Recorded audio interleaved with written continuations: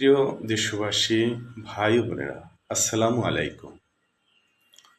একটি দীর্ঘ ক্রান্তিকালের অবসান ঘটিয়ে যখন একটি জাতি একটি সফলতার বন্দরে পৌঁছতে যায় এবং সেই সফলতার জন্য তারা ব্যাকুলভাবে আগ্রহী ছিল, কিন্তু যখন সেই সফলতা অধরা হয় তখন গোটা জাতিতে নেমে আসে আফসোস আর হতাশা। আমরা লক্ষ্য করেছি যে আমাদের অতীতের স্বৈরশাসক, ফ্যাসিস্ট শাসক কিভাবে আমাদের মূল্যবান সময়কে ধ্বংস করে দিয়েছে, কিভাবে জাতিকে দবিয়ে রেখে মানুষের কণ্ঠস্বর রোধ করে এবং স্বাধীন গতিকে ব্যাহত করে নিজেদের স্বার্থ এবং নিজেদের যে হীনমন্যতাকে চরিতার্থ করেছে। তারপর আপনারাই সাক্ষী, দীর্ঘ সংগ্রাম, দীর্ঘ রক্তক্ষয়, মানুষের নানাবিধ জিঘাংসাকে অতিক্রম করে আমরা যখন হতাশাকে পিছনে ফেলে আশার বন্দরে পৌঁছাতে যাব, ঠিক সেই সময়ই আমরা আবার নানান রকমের হতাশার মেঘাচ্ছন্ন পরিবেশ লক্ষ্য করতে পারি।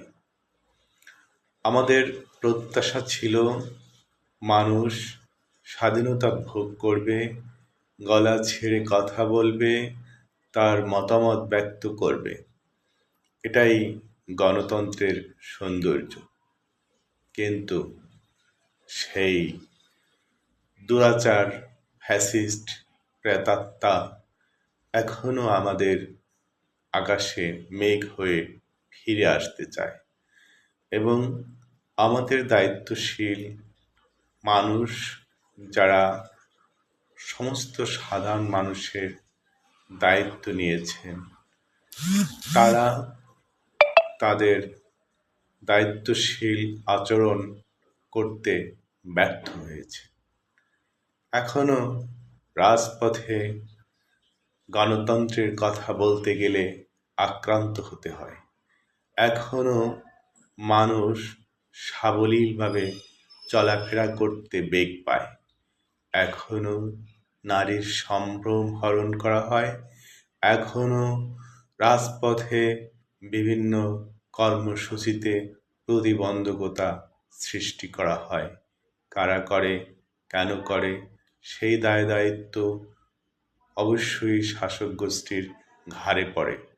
সুতরাং শাসক গোষ্ঠী যদি তাদেরকে সুন্দর আচরণের এবং তাদের সুশৃঙ্খল বৈশিষ্ট্যের পরিচয় দিতে চান, তাহলে অবিলম্বে এই ধরনের অসঙ্গতি বন্ধ করা উচিত। এই ধরনের অসঙ্গতি থেকে বেরিয়ে আসা উচিত। বিরোধী দল, বিরোধী মত এবং বিরোধী পথকে সহ্য করা উচিত। এইগুলো একটি গণতান্ত্রিক দেশের সরকারের এবং প্রশাসনের নার্ভ। কেন এখনো রাজপথে কেউ রাজনৈতিক কর্মসূচি দিয়ে কেউ কথা বলতে গেলে সেখানে কেন হামলে পড়া হবে, কথার উপরে কেন আঘাত করা হবে? এই বিষয়গুলো আমাদেরকে ভাবায়। আমরা কেন ফ্যাসিস্ট মন মানসিকতার থেকে বেরিয়ে আসতে পারি না? আমরা কেন আমাদের জনসাধারণের জন্য, মানুষের জন্য ভালো কিছু করার চিন্তা করি না? আমরা কেন বিরোধী মতকে টুটি চিপে ধরতে চাই? এই সংস্কৃতি, এই কালচার থেকে আমাদেরকে বেরিয়ে আসতে হবে। এই মানে অসহিষ্ণু মন মানসিকতা থেকে বেরিয়ে আসতে হবে। আমি জাহিদ আল রাজি আপনাদের এই ধরনের আচরণকে ঘৃণা করি এবং আপনাদের সরকারের দীর্ঘায়ু যেমন কামনা করি, পাশাপাশি জনগণের নিরাপত্তাও প্রত্যাশা করি। জনগণ নির্বিঘ্নে চলাফেরা করবে, তাদের নিরাপত্তা থাকবে এবং রাজনৈতিক নেতৃবর্গ তাদের মতামত জনসভায় রাজপথে ব্যক্ত করবেন, এই সব আপনাদের শুনতে হবে। এবং যারা রাজপথে আন্দোলন করবেন তাদেরকেও ভদ্রতা এবং সহিষ্ণুতার পরিচয় দিতে হবে। ভাষা প্রয়োগ, শব্দচয়ন এইগুলো ক্ষেত্রে তাদের সচেতন হতে হবে। যাচ্ছে তাই ভাষা, যাচ্ছে তাই শব্দ চয়ন করে রাজপথে গালিগালাজ করা যাবে না। ঠিক তেমনিভাবে রাজপথের আন্দোলনকে দমিয়ে রাখার বা রাজপথের আন্দোলনকে ব্যাহত করার চেষ্টা করা যাবে না। যৌক্তিক এবং নৈতিক দুই আদর্শ একত্রিত করে এই প্রজন্মকে এগিয়ে নেওয়ার ক্ষেত্রে আপনাদেরকে দায়িত্বশীল ভূমিকা পালন করতে হবে। ধন্যবাদ।